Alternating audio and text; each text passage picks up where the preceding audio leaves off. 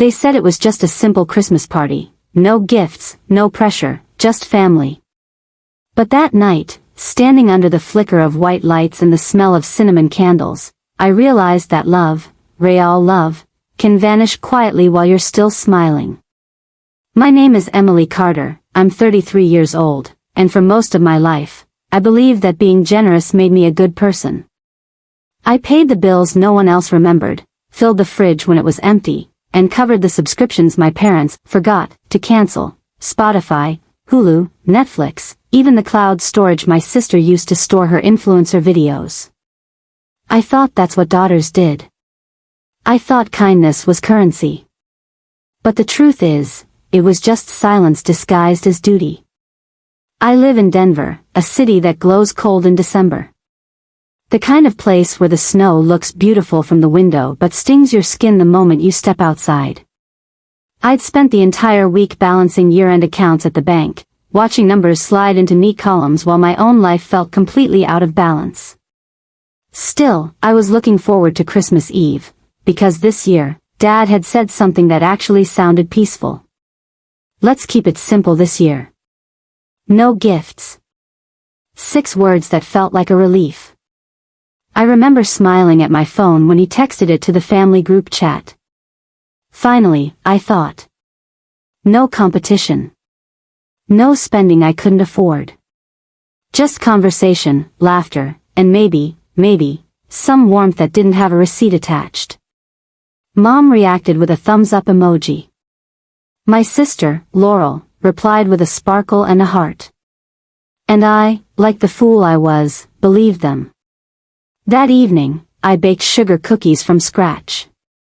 The kitchen smelled like vanilla and memory. I used my grandmother's old metal cutters: stars, trees, reindeer. I even wrapped the tins in ribbon. The edges came out uneven, but I told myself that's what made them special. Something real in a family that's all about show, I whispered to myself. When I pulled up to my parents' house, snow dusted the lawn like powdered sugar. The porch light was yellow and soft, but inside, everything gleamed too bright: matching sweaters, shiny ornaments, and a tree that looked like it belonged in a store window. I hung my coat on the rack and stepped into the living room. Emily. Mom greeted, her voice too high, too sweet. You made cookies again? You're such a dear. She took the tins from me without looking at them twice and set them on the side table. My father was sipping coffee, the mug blocking most of his face, but I saw the same look he always gave me: polite, distracted affection, like he was still trying to remember my role in this family. And then came Laurel. Late, of course. She arrived like a movie star entering a scene: hair perfect, coat expensive, the kind of entrance that made heads turn even in your own house. Her husband Corey followed, carrying boxes wrapped in gold paper, each one screaming, "This is not simple." I smiled, a reflex from years of practice. Hey, you made it. She kissed the air beside my cheek. Barely. Traffic was insane. Anyway, you look cozy. Cozy. That word again. It sounded like pity dipped in glitter. We gathered around the tree, hot chocolate steaming, candles flickering. For a second, it almost felt like the warmth I'd been craving, until Laurel clapped her hands together.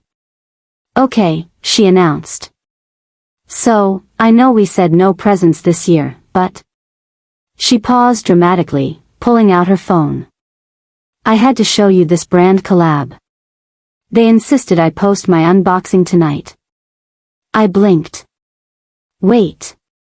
I thought we weren't. Before I could finish, she tore into the first box, fake snow flying. Inside was a brand new iPhone, gleaming like a diamond in the lights. Latest model, she bragged. Camera's insane. Look, 3 lenses. Perfect for my content. Mom gasped. Oh, it's beautiful. Dad nodded approvingly. She's got that spark, he said. I stood there, clutching my cup like it was an anchor. My cookies sat ignored. Then came box number 2, a designer handbag, the kind that cost more than my monthly rent. Laurel lifted it like a trophy. Corey laughed. You deserve it, babe. You've worked hard. Worked hard. I almost choked on the irony. Because I knew exactly which hard work had paid for that. Mine. Last month, a $1,548 charge had hit my card for a camera lens purchase. Laurel had brushed it off when I asked. Oh, that's just business stuff, she said. It'll help me grow my brand. And then came the third box, a diamond bracelet. The light caught it, scattering tiny constellations across the room. Mom actually clapped. That's my girl, she said, not even pretending to look at me. Something inside me cracked, not loud enough for anyone else to hear, but I felt it. A soundless fracture. I wanted to scream, do you not see me? But all I did was smile, the same way I had every Christmas, every birthday, every family dinner when I picked up the check, just this once. Laurel snapped selfies with her new gifts. Mom adjusted her sweater for the camera. Dad lifted his cup again. And I stood there, holding a tray of cold cookies, realizing that I wasn't part of this family, I was their infrastructure. The music, the streaming, the Wi-Fi, the smiles. All of it built on my quiet yes. When Laurel laughed and said, "This is going viral," I knew something had changed in me. The laughter in that room sounded like static. My heart beat in my ears. My fingers trembled. I looked at the clock, 8:17 p.m. And I walked out. No speech. No explosion. No dramatic farewell. Just the soft click of my boots on the hardwood floor and the cold night air swallowing the warmth behind me. Outside, the sky was white and endless. My breath made ghosts in the air. I walked to my car, keys shaking in my palm, and whispered, I'm done. Done being the provider. Done being the background. Done being invisible. I didn't cry on the drive home. I just thought of every monthly charge, every late night favor, every little piece of myself I'd handed away to keep them comfortable. And when I reached my apartment, I opened my laptop. Spotify. Password change. Remove family members. Done. Hulu. Sign out all devices. Reset. Done. Cloud storage. Revoke access. Done. Credit card. Call the bank. Hold music playing carols, like a cruel joke. When the agent picked up, she said, "How can I help you tonight, Miss Carter?" And for the first time in years, I answered honestly. I need to remove some people who don't belong here. That night, I slept for 5 hours straight without dreaming. By morning, my phone was a war zone, 29 missed calls, a dozen texts. Laurel, you locked me out of Spotify? Are you serious? You're ruining my workflow. Mom, this is embarrassing. Fix it. Dad, put the accounts back. We need them. Corey, grow up. You'll regret this. I stared at the screen. Then I set the phone face down and made coffee. It was the most peaceful morning I'd had in years. Mom pointed at me before I could even breathe. She's locked us out of everything.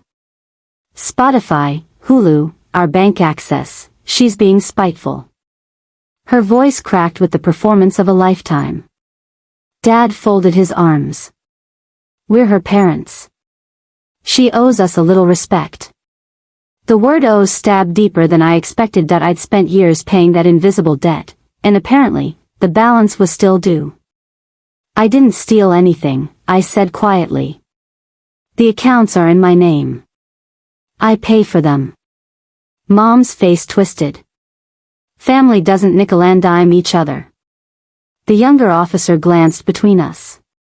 Ma'am, if the accounts belong to her, that's a civil matter. Not criminal. Dad exhaled through his nose. See? She's tearing this family apart. That's when another car pulled into the driveway, tires crunching through ice. It was Mandy, my oldest friend, the kind of person who shows up without being asked. She jumped out, scarf flying like a flag of rescue. She didn't even hesitate. Everything okay here? The taller officer stepped aside as she came up. She looked at me first. You good? I nodded, small, shaky, but real. She turned to my parents with the kind of calm that can end earthquakes. Emily's fine. She's just enforcing boundaries. That's legal and healthy. Mom blinked, thrown off. Who even are you? I'm the friend who's seen her cry over your text messages, Mandy said softly. The silence that followed was its own storm. Dad cleared his throat. This is ridiculous. Emily, come on. Just unlock the accounts. We can fix this. I'm done fixing things, I said. I'm done being your accountant, your safety net, your background music. The words surprised even me. They came out steady, not angry. Truth always sounds calmer than fear. The officers exchanged a glance, then nodded. Seems like you've got this handled, the taller one said. If it's all under her name, there's no crime here. Mom gasped. No crime? You call destroying your own family no crime? They tipped their hats politely. Ma'am, you have a good day. Then they left, red and blue lights fading into daylight, leaving only the sound of my mother's disbelief. Mandy squeezed my arm. You did the right thing.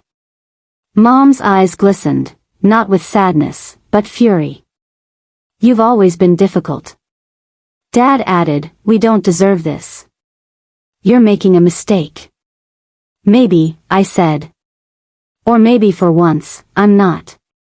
They stared at me for a moment longer, as if memorizing a stranger. Then they turned, trudging through the snow back to their car. The door closed behind them with a sigh of finality.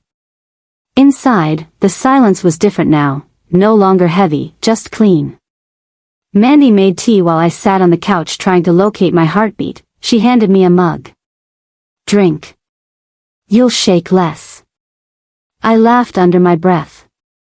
I think the shaking is permanent. She smiled. No, it's withdrawal. From what? From being everyone's backbone. That landed harder than I expected. She leaned back. When I cut my parents off their accounts last year, they called me selfish. For months, I thought they were right. Then I realized they were just loud. I stared into the steam of my tea. Does it get easier? It gets quiet. Then quiet becomes peace. I wanted to believe her. I really did. But later, when she left and the apartment grew still again, I felt the old ache sneak back in, like a ghost testing the locks. For 33 years, my identity had been service. Who was I now, without their needs to fill? That question haunted me for days.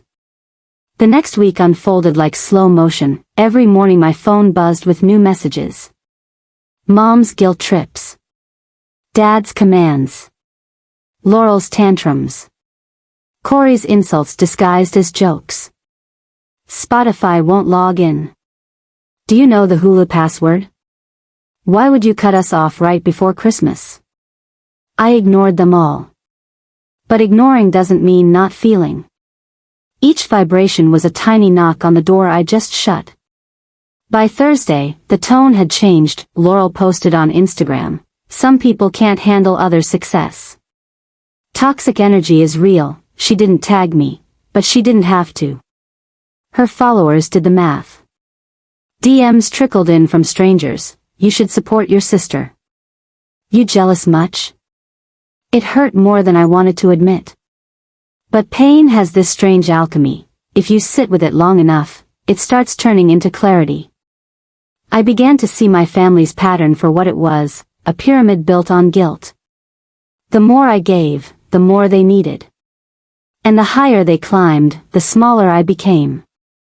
That weekend, I opened my bank app and just looked. For the first time, every dollar belonged to me. No pending charges, no shared payments, no family add-ons. It felt surreal, like walking into a house that finally locked from the inside. I called Mandy. "You were right," I told her. "The quiet isn't empty." She chuckled. "It's roomy, huh?" "Roomy," I repeated. That word tasted like freedom. Sunday afternoon, I decided to clean, not the kind of cleaning where you chase dust, the kind where you exorcise history. That I gathered old paperwork, bank statements, credit card bills, receipts for all the little rescues I'd performed over the years.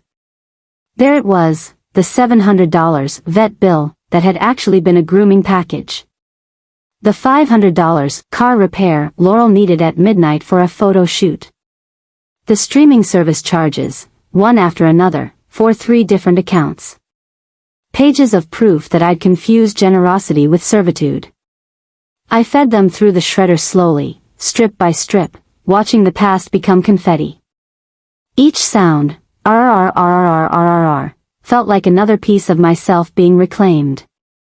When the shredder jammed, I laughed out loud. Maybe even freedom has its limits. Then I made a cup of cocoa, wrapped myself in a blanket, and watched the snow fall outside my window. It struck me that I'd never noticed how quiet snow really is until now, how it lands without applause, soft and deliberate. That night, I wrote in my journal. They took advantage because I let them. But I let them because I thought that was love. I underlined the word thought. Twice. Monday morning, reality came knocking again, this time through the cracks of the digital world. Laurel had lost a brand deal, apparently. The video she was supposed to post didn't meet the sponsor's quality standards. Without my paid streaming accounts, she couldn't access the editing tools or background music she'd always used. Her public post was vague, something about technical setbacks, but her private message to me was not. "You've sabotaged my career. I hope you're proud of yourself." I typed a reply, then deleted it. She wanted a fight. What she got was silence. 2 days later, Mom left a voicemail in her most fragile tone. "Emily, we can't afford all these new bills. Your father and I are trying to figure it out, but we're not good with technology. Could you please just help us set things up again?" For years, that voice had been my kryptonite, but now, I heard the manipulation under the tremble. They weren't helpless, they were comfortable being helped. I deleted the message. Then another came, Dad this time, irritation replacing charm. "You're making life harder for everyone. I hope your little rebellion was worth it." I pressed delete again, every deletion felt like a prayer. That weekend, Mandy and I met at a small diner off Colfax, the kind with chipped mugs and waitresses who call you honey. "How's it feel?" she asked between bites of pancakes. "Like I'm finally living in my own house," I said. "Expensive rent, huh?" "Freedom usually is." We laughed, and the sound didn't echo. It stayed, warm and present. Then she pulled a small notebook from her bag. "I want to show you something. My monthly budget. No family expenses. Learned that the hard way." I looked at the neat handwriting, columns for rent, groceries, savings, self-care. Simple. Balanced. Something clicked. Numbers had always been my language, but I'd only used them to manage other people's chaos. What if I used them to build my peace? That night, I opened my laptop again and created a spreadsheet titled My Future. Line by line, I filled it in $300 a month into savings, $200 for an online art course I'd dreamed of taking, $500 for a weekend at the Oregon coast, salt air, quiet trails, $50 for a new sketchbook and pencils, even $30 for a meditation app. It wasn't about money anymore. It was about proof that I could choose where my energy went. When I finished, I leaned back and whispered, "Every dollar is mine." For the first time in years, I believed it. But freedom comes with aftershocks. The next morning, a neighbor texted me, "Your parents got a final notice from the electric company. They're panicking." I stared at the message. Old me would have grabbed the phone, called the company, fixed it in 10 minutes, new me put the phone face down and took another sip of coffee. It wasn't cruelty. It was boundary. By evening, Mom sent another message, "Please, we can't afford this without you." Dad followed with, "We'll talk when you're ready to be reasonable." Reasonable. That word again, their code for obedient. I didn't reply. Instead, I watched the sunset paint my apartment gold. That it was the same sky they lived under, but for once, it belonged to me. And in that light, I finally understood something. Love isn't measured by what you give up. It's proven by what you refuse to surrender. I used to think revenge looked loud, smashed plates, shouted truths, an explosion that left everyone stunned, but real revenge, it's quiet. That it's the peace that blooms when you finally stop playing their game. A week after Christmas, Denver was buried in snow. The streets hummed softly under white blankets, as if the whole city was whispering, "Start over." That I woke to sunlight on the blinds and realized, nobody had texted me yet. Payment due, no, help us reset the password, no, Emily, could you just, silence, and it was beautiful. I made coffee, strong enough to taste like courage, and opened my laptop. Laurel's face filled the screen. Her latest Instagram story was chaos, her eyes puffy, voice trembling in that dramatic way she perfected. She talked about a technical issue ruining a big project, about losing an important brand partnership. The comments flooded in with sympathy, hearts, and fire emojis, but beneath the performance, I saw the truth. Her empire, the one built on my money, was cracking. Later that day, Mandy sent me a screenshot of an industry blog. Influencer L. Carter loses major skincare contract after failing to deliver sponsored content. The reason? Unmet deadlines, inconsistent quality. That I could almost hear Laurel blaming the universe, never her own dependency. I didn't feel smug. That I just felt free. For years, I'd been the invisible scaffolding that kept their lives upright. Now, watching the structure bend without me, I saw how fragile it really was. They weren't victims of my boundaries. They were victims of their own neglect. That night, Mom left another voicemail. Her tone was brittle, half guilt, half command. "Emily, your father and I can't figure out how to set up Hulu again. It's asking for a card number. We don't know what to do." I pictured her sitting at the kitchen table, receipts scattered, Dad pacing, both of them drowning in minor inconveniences that once would have been my emergencies. That I almost laughed, then I caught myself. Not cruel laughter, just disbelief at how simple the problem was when you stripped away the drama. They could do it, they just didn't want to. I deleted the voicemail and opened my budgeting sheet instead. Every row felt like a tiny rebellion. $300, savings, $200, art class, $500, trip, $50, pencils. That why new religion was accountability, and I was finally my own priest. That weekend, I went to a small art supply store downtown. The bell over the door chimed like punctuation. That a woman behind the counter smiled, looking for something in particular. "Pencils," I said, then paused. "Good ones. For beginners who forgot they were artists." She handed me a tin wrapped in paper that smelled faintly of cedar. That I bought it without hesitation, the kind of purchase that used to make me feel guilty but now felt sacred. On the way home, I stopped by a cafe and drew the view from the window. People laughing, bundled in scarves, the steam from their cups rising like soft ghosts. That my lines were crooked, but they were mine. When I got home, my phone buzzed again. "Laurel," this time with a long paragraph. "You've made me look bad. Brands are asking questions. You know how hard I've worked for this. Why would you destroy me like this?" I read it once, then twice. Destroy? She'd used my money, my credit, my patience. All I'd done was turn off the faucet. I put the phone down and whispered to the empty room, "I didn't destroy you, Laurel. I just stopped financing your illusion." Then I turned off notifications completely. The silence that followed felt like a cathedral. Days turned into weeks, January melted into February, the snow softening into puddles that reflected long afternoons. Mom and Dad eventually figured out how to pay their bills. Or rather, they hired someone that a mutual friend from their church texted me, "Your parents are working with an accountant now. They're overwhelmed, but learning." I smiled. Progress by necessity. Meanwhile, Corey was imploding in slow motion. Another mutual friend mentioned he'd been calling around, asking for loans, 500 here, 1,000 there. Nobody bit. He'd worn out his charm. For a man who treated entitlement like oxygen, scarcity must have felt like suffocation. Laurel's content grew erratic. One day she posted about self-care and boundaries. The next, she posted a photo of a luxury handbag with a caption begging sponsors for collabs. Her follower count dipped quietly, like sand sliding through fingers that I didn't check every day, just enough to remind myself that reality always reclaims what's built on lies. But life has this strange rhythm. Once you make space by removing chaos, something softer moves in. For me, it was art.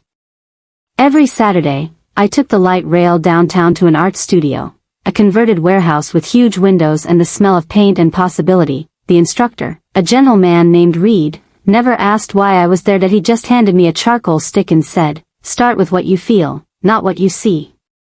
So I did that. I drew shapes that looked like storms, like freedom, like walls crumbling from the inside. Sometimes I cried while sketching, tears blurring the lines that no one judged. The room was full of quiet healers pretending to be students. One afternoon, Reed walked by my easel and said, "You draw silence well." I smiled. "I've had a lot of practice." Around that time, something strange started happening. People at work noticed I'd changed, not my clothes or hair, but my energy. That I said no more often. That I stopped volunteering to fix others' mistakes. My boss even said, half jokingly, "You're calm now." It's intimidating. Calm as intimidation. That made me laugh. Because calm wasn't the absence of fear anymore. It was the presence of boundaries.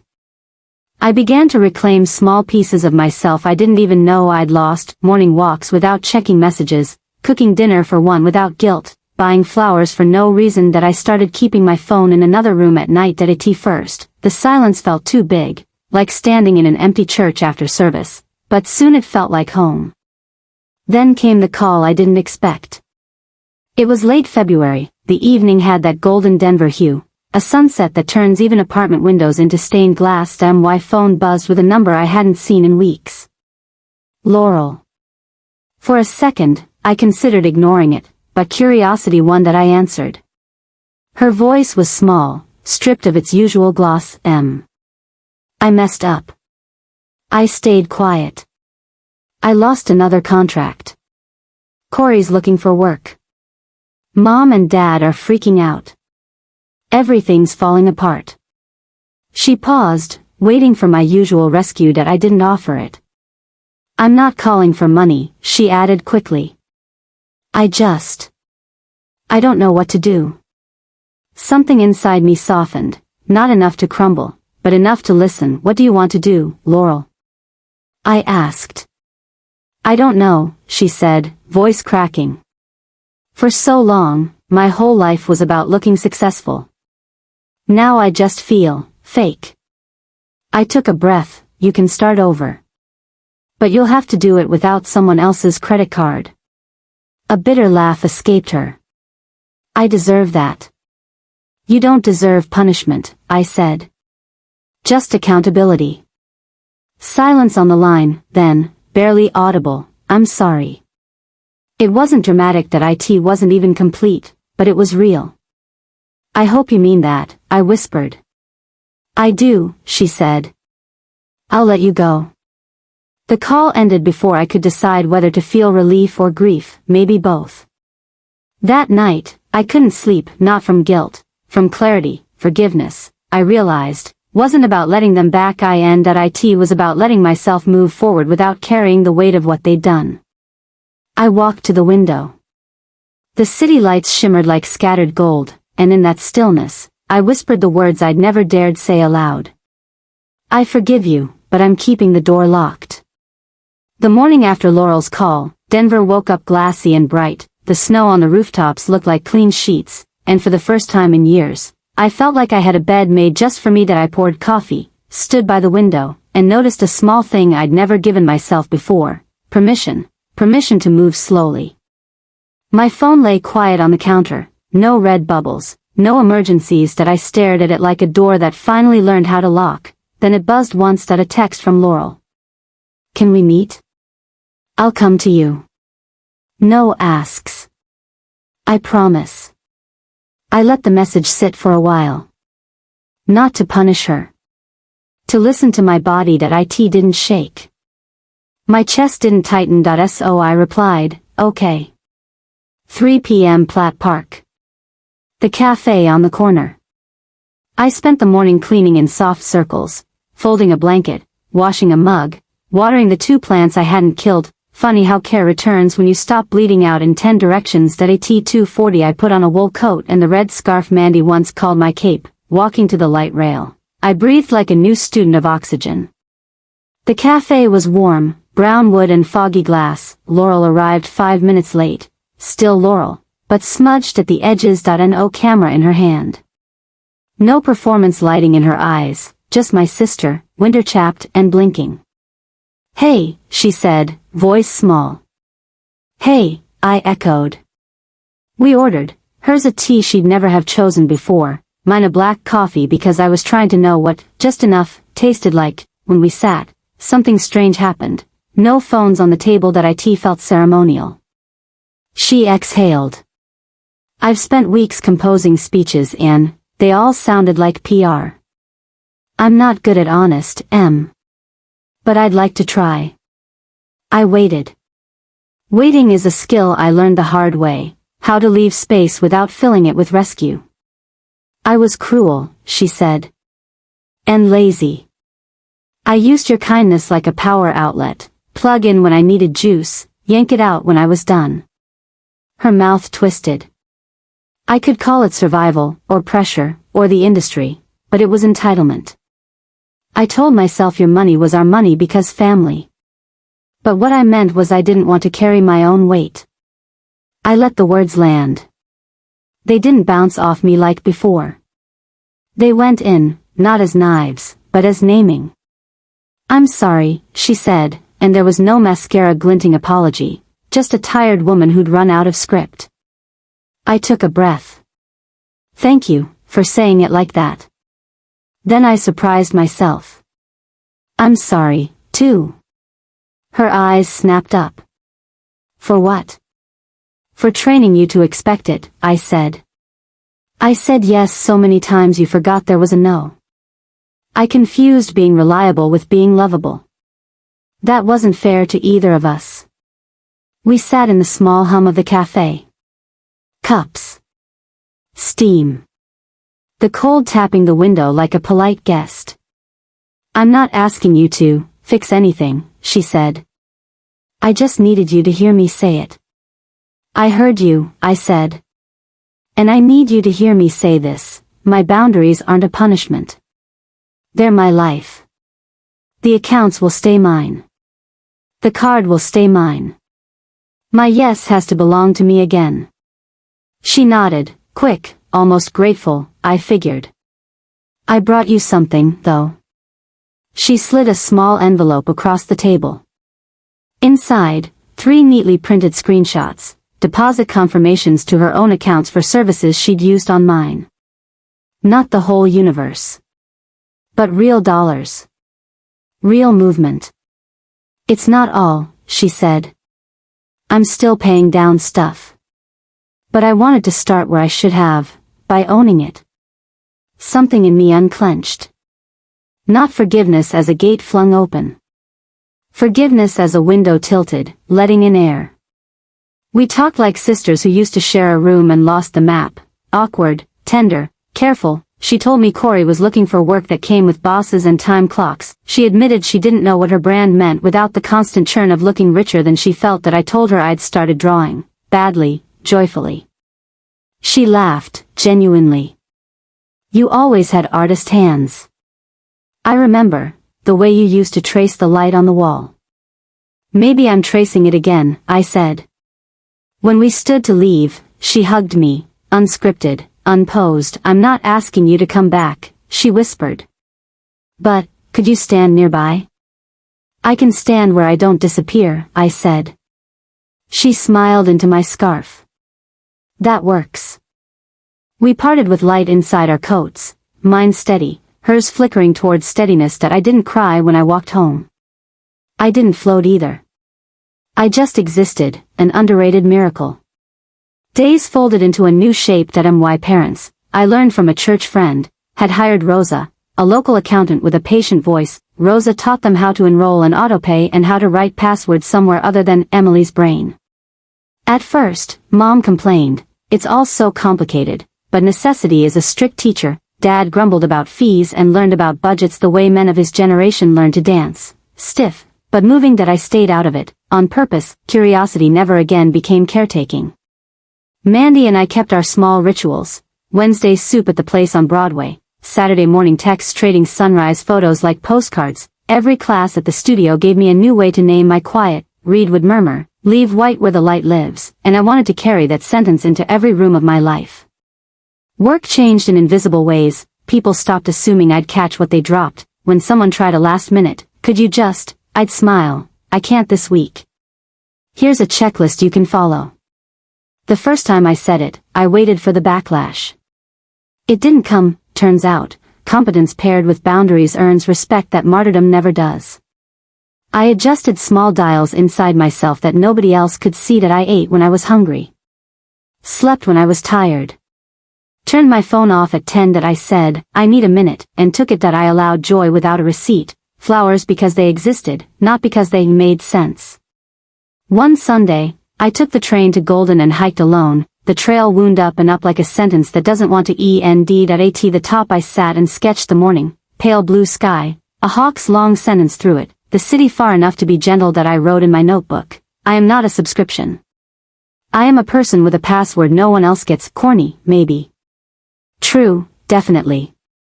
March thawed. April softened. The first tulips pushed up like small hands volunteering for life, and then a card arrived in my mailbox, handwriting I knew well, my mother's. That I held it like it might bite. Inside. "Emily, we're learning. We have a budget now. Rosa says we can handle it. I didn't realize how much we leaned on you until we had to stand. I still think families should help each other, but I understand now that help isn't the same as dependence." That we made a small donation to the library in your name. That felt right, because you've always been the one who reads instructions and then teaches the rest of us. I'm not asking for anything. I just wanted you to know we're trying. Love, Mom. No manipulation. No hook, just sentences walking on their own feet. That I sat with it. Not triumphant. Not cynical, just moved in a cautious way, like a chair that finally doesn't wobble. I didn't rush to call. Instead, I mailed back a postcard I'd bought at the art museum. On the back, I wrote, "Thank you. Keep going. I'm okay over here." Short. True. A week later, Dad texted, 2 words, "We're learning." I stared at the screen and realized how rarely men his age practice admitting that. I typed back, "Good. It was all we needed." One Thursday evening, Laurel asked if she could come to one of my classes, not to film it, just to be in the room. She sat at the back and smudged a line of charcoal across paper until something like a horizon appeared. Afterward, she held up her hands, gray and delighted. I forgot how fun it is to be bad at something and live. We laughed, sisters, not staff. On the way out, she stopped in the doorway. "I'm leaving that agency," she said. "I don't like who I am when I chase their version of success." She took a breath. "I might freelance smaller. I might teach teens how to edit videos without all the dumb pressure." "Is that ridiculous?" "It sounds like oxygen," I said. "Do the thing that gives you air." She nodded, that new little nod she'd learned, a nod that means I'll try, not I'll promise. June rolled in on sandal feet. That I saved enough to book the Santa Fe weekend I'd put in my spreadsheet. Train down, 2 nights in a simple casita, a museum pass, and time. The desert didn't look like Denver. It looked like silence made of color. That I sketched adobe and shadows, doorways that made darkness look like home, and skies so wide the mind grows polite in their presence. In a bookstore, I found a second-hand collection of Georgia O'Keeffe's letters. She wrote about bones and sky like they were next of kin. On the train back, I underlined a line that felt like me learning to speak. I have been absolutely terrified every moment of my life, and I have never let it stop me from doing a single thing I wanted to do. I pressed my palm to the page. Me too, I whispered. Now. When I returned, Mandy hugged me at the station, then stepped back to look at my face the way good friends check weather. You look roomy, she said. That I laughed. I think that's the nicest thing anyone's ever said to me. We walked to get tacos and talked about nothing and God and how both sometimes were the same shoes. That I told her about Mom's card, Dad's 2-word text, Laurel's charcoal horizon. She nodded like a teacher signing off on a science fair project titled The Soul. Observed, look at you, she said. Building a life. Not a bank. Summer in Denver tastes like peaches and asphalt and distant thunderstorms bragging about themselves. That I hung laundry on drying racks by the window and sketched my own apartment. The lamp's soft triangle on the rug, the stubborn plant refusing to die, the shoe I never put away, domestic scenes, holy in their smallness. Work was work, but quieter in my head. That I mentored a new hire and didn't overgive. That I negotiated a fair raise with sentences I wrote and rehearsed and honored. That I learned that advocating for yourself isn't the same as begging. It's the opposite of begging. That it's prayer with a spine. Sometimes the old ache knocked, like a childhood friend who doesn't know you moved. On those nights, I did 3 things. Made tea, put my phone in the other room, drew whatever the day had given me, badly if needed. That IT worked better than virtue. One Friday, I received an invite, family barbecue, late July, bring dessert. That my chest fluttered, the kind of ping that used to mean danger. That I looked at the invite again. No instructions hidden as niceness. No, could you pick up, or, we'll need your card for, just bring dessert. I texted back, I'll bring cookies. No commitments beyond that. Mom replied with a smile emoji and a sentence that made me sit down. That's perfect.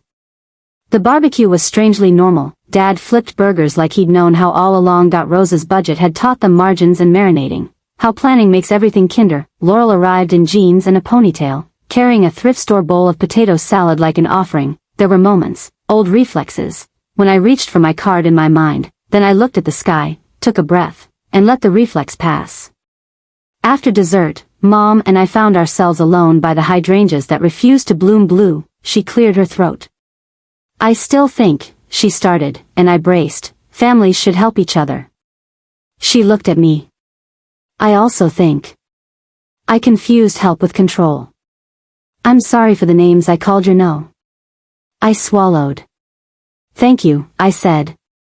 We didn't hug. We didn't make a movie out of a slow moment. That we just stood near each other, and didn't break anything. That felt like adulthood.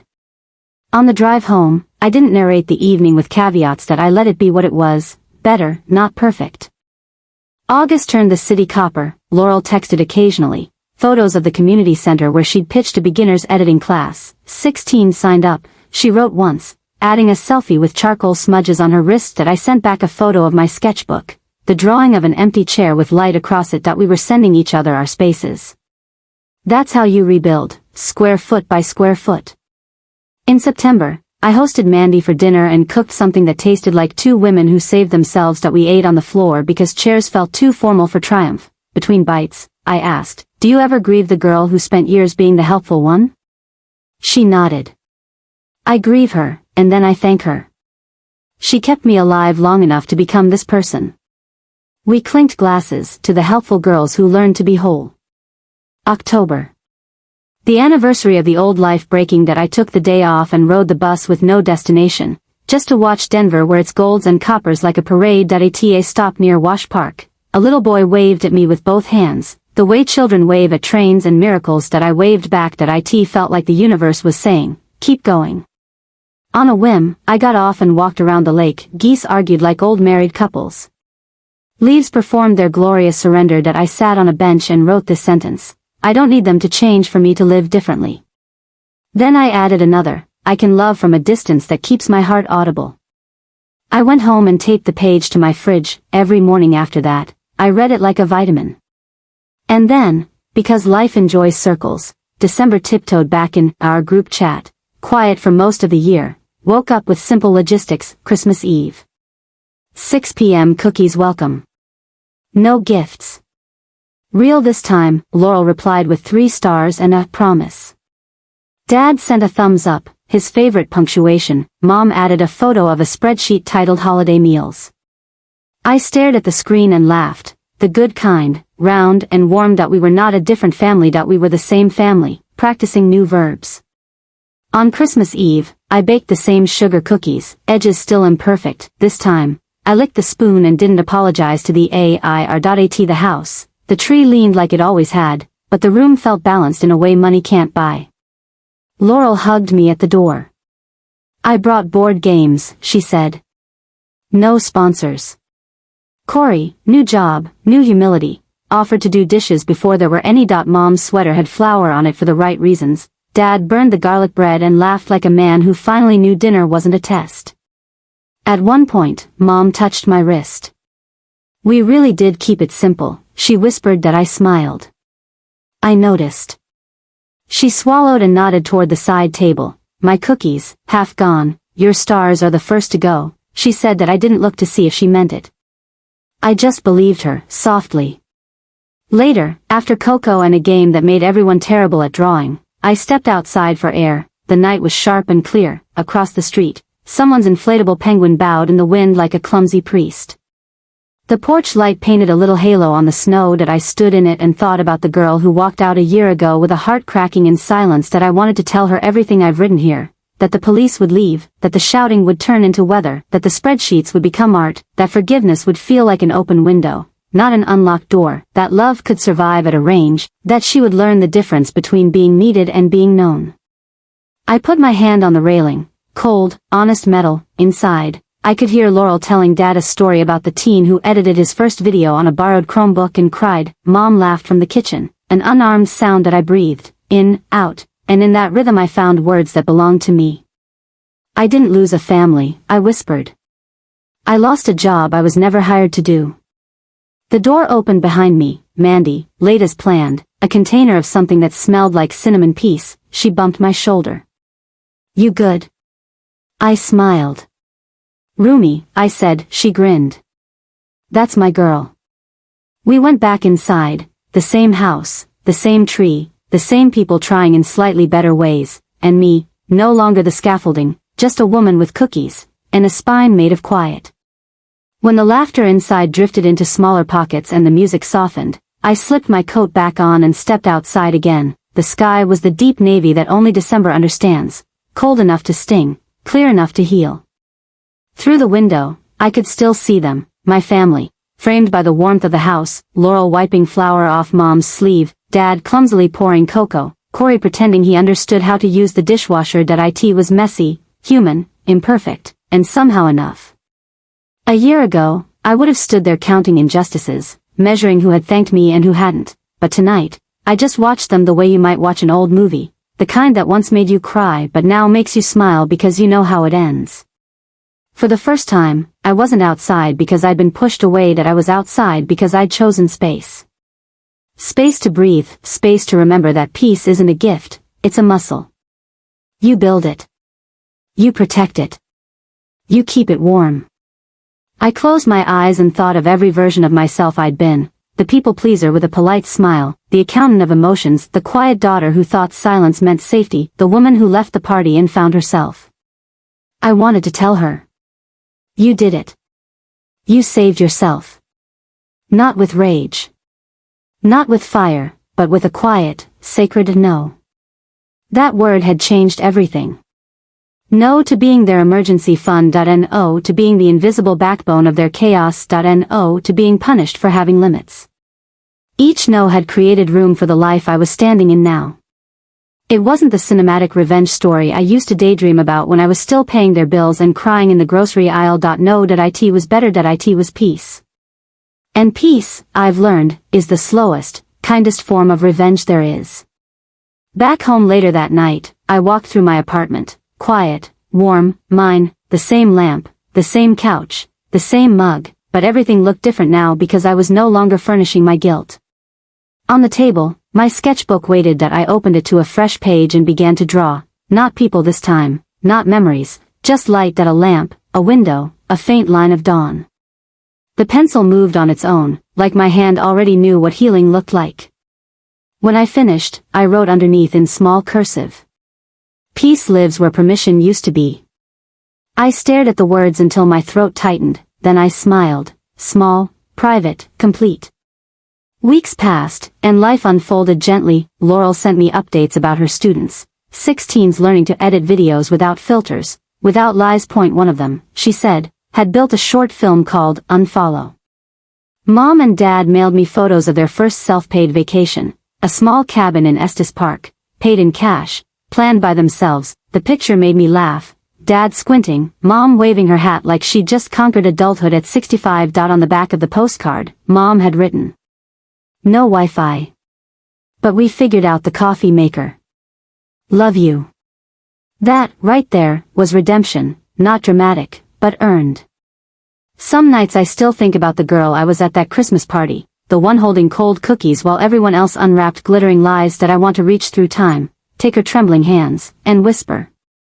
You don't need to prove you're good by going broke, you don't need to buy your way into love, you don't need to keep paying for your own erasure. Love that demands your depletion isn't love, it's dependency wearing perfume. And the moment you stop supplying it, the world doesn't end just rearranges itself around your truth. One Saturday morning, I met Mandy at our usual cafe that we sat by the window, sunlight spilling across the table. She studied my face for a moment and said, "You look different. Lighter." "I think I finally understand something," I said.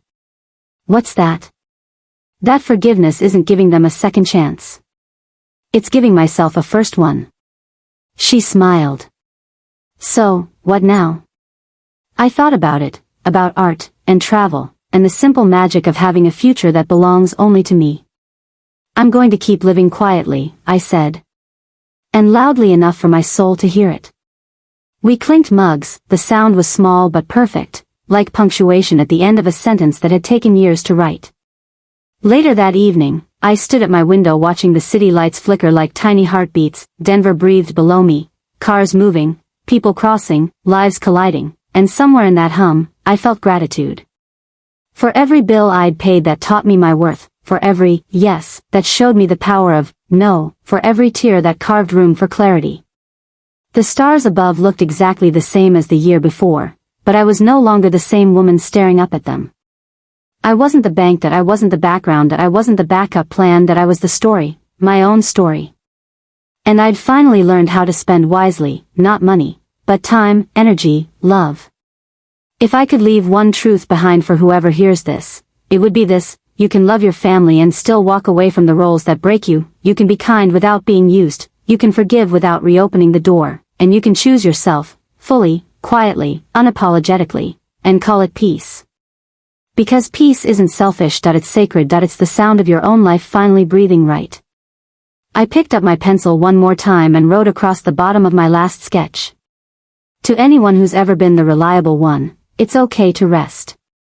I closed the book, turned off the light, and let the quiet fill every corner. No buzzing phones. No angry calls, just stillness, the sound of a woman who finally came home to herself. And if this story resonates with you, if you've ever stood in a room full of people who took your giving for granted, if you've ever realized your silence was funding someone else's comfort, then take this as your sign. Cancel what doesn't serve you, unsubscribe from guilt, start budgeting your energy like it's the most valuable currency you'll ever own, because it is. And remember, the best revenge isn't proving them wrong, it's becoming so peaceful, they no longer have access to disturb it. So if this story touched something inside you, share it, leave your thoughts below, and tell me, have you ever had to walk away from being the reliable one just to become real again? I'll be here, reading every comment, quietly cheering for the you who finally said enough. Because sometimes, enough is the first honest word we ever speak.